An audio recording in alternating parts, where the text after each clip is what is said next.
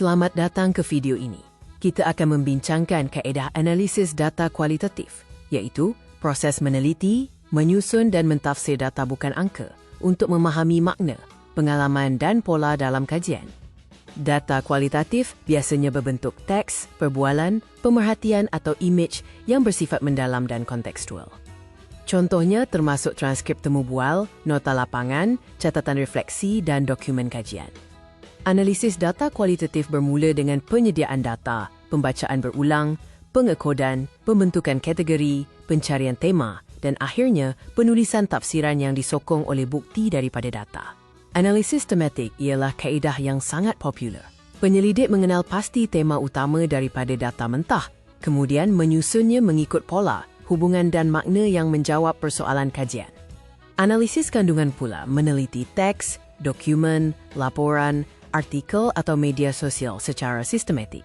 Kaedah ini membantu penyelidik mengesan kekerapan, mesej utama dan maksud tersirat dalam kandungan. Analisis naratif memfokuskan kepada cerita, pengalaman dan perjalanan HIDUP peserta. Penyelidik melihat bagaimana peserta menyusun kisah mereka, apakah makna yang diberikan dan bagaimana konteks membentuk pengalaman tersebut. Grounded theory digunakan untuk membina teori atau model berdasarkan data lapangan. Prosesnya melibatkan pengekodan terbuka, pengekodan paksi, pengekodan terpilih dan perbandingan berterusan antara data. Analisis fenomenologi bertujuan memahami pengalaman HIDUP peserta terhadap sesuatu fenomena. Penyelidik menumpukan kepada makna pengalaman, persepsi, emosi dan intipati yang dikongsi oleh peserta.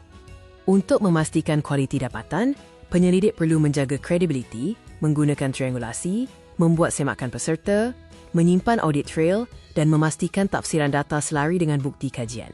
Kesimpulannya, pemilihan kaedah analisis perlu bergantung pada objektif kajian dan jenis data. Perisian seperti NVivo atau Atlas.ti boleh membantu mengurus data, tetapi ketelitian penyelidik tetap menjadi asas utama.